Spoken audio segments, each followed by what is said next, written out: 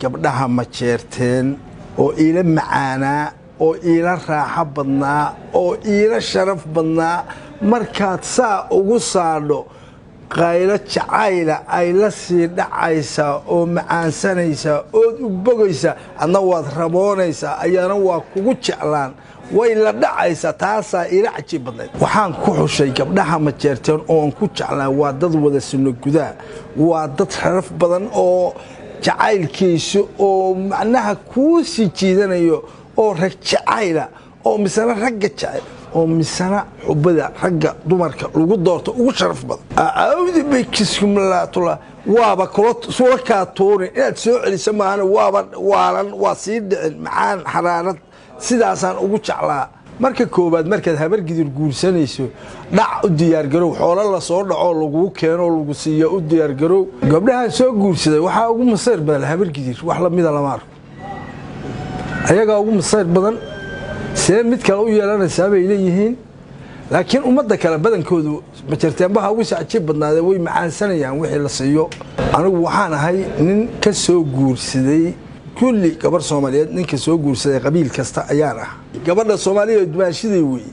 ilaa qabiil kasta ka guursaday wiilka Soomaaliyeedna waa seedigay waxaan rabaa seediyo ama dumaashiyay muuqaalka inaad sii sheel garaydaan oo adduunku uu sii gaaro Soomaaliyada ayaan rabaa magacayga waxa la yiraahdaa Cabdulqaadir Fulaaye ayaa la yiraahdaa qabiil aanan ka guursan hawiye ay daarood midna ma ay jiraan qolo aanan ka guursan ma ay jiraan 48 mahal ayaan soo maray oo guur inta ayaan la soo dhaqmay oo guur 40 iyo waxaan soo maray 8 gabdhaha Soomaaliyeed oo aan guursaday waxay yihiin ayr waan ka guursaday Sacad Salaamaan waan ka guursaday dir waan ka guursaday Mareexaan waan ka guursaday Abgaal waan ka guursaday Jareer waan ka guursaday Shiiqaal waan ka guursaday Mursado waan ka guursaday qabiil aan ka guursan ma ay jirto ogaadeen waan ka guursaday ma jeerteenna waan ka guursaday waa cajiib badan dhaqa dumarka hadda lagana qurxoon in de laga sheekeeyo laga qurxoon ayadoo laga qurxoon yahay marka koobaad markaad habar gidir guursanayso dhac u diyaar garow xoolo la soo dhaco lagu keeno lagu siiyo u diyaar garow abgal markaan ka guursaday waxaad u diyaar garoobay beer qara lagaaga keena ama digir mursada markii aad ka guursatay waxaad u diyaar garoobay amal yar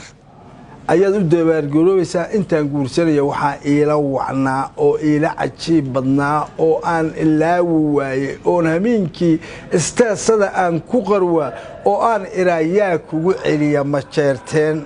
ayaa cajiib badan gabdhaha guuska markii lugaha dhexdooda aad ka gelido qaylay la waalanaysa waxa ila cajiib badnaa intaan guur soo marayay gabdhaha ma jeerteen oo ila macaana oo ila raaxa badnaa oo ila sharaf badnaa markaad saa ugu saadho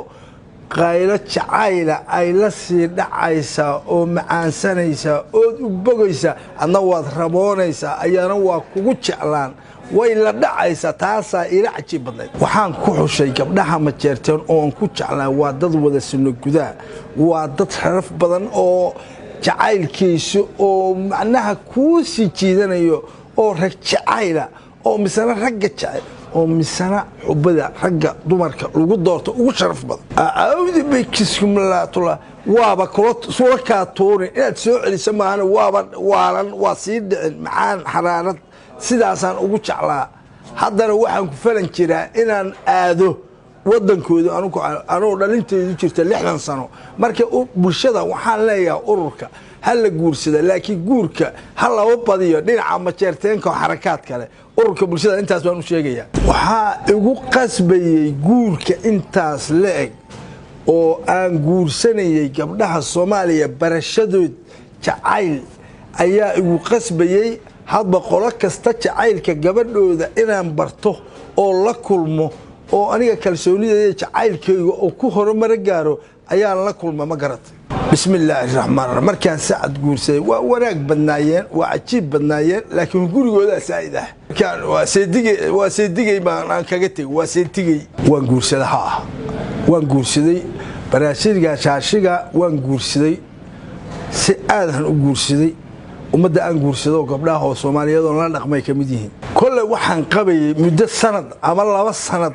midba in bay ku akeed muddo sanad ama 2 sanad waxa jiray kuwa aan qabay bil oo anoo doonaya midii ma jeerteen gabadhii Soomaaliyeed oo ma jeerteen anoo doonaya xiisadeedii oo kale aan ka waayay oo iska furay baa jira oo kala tagnay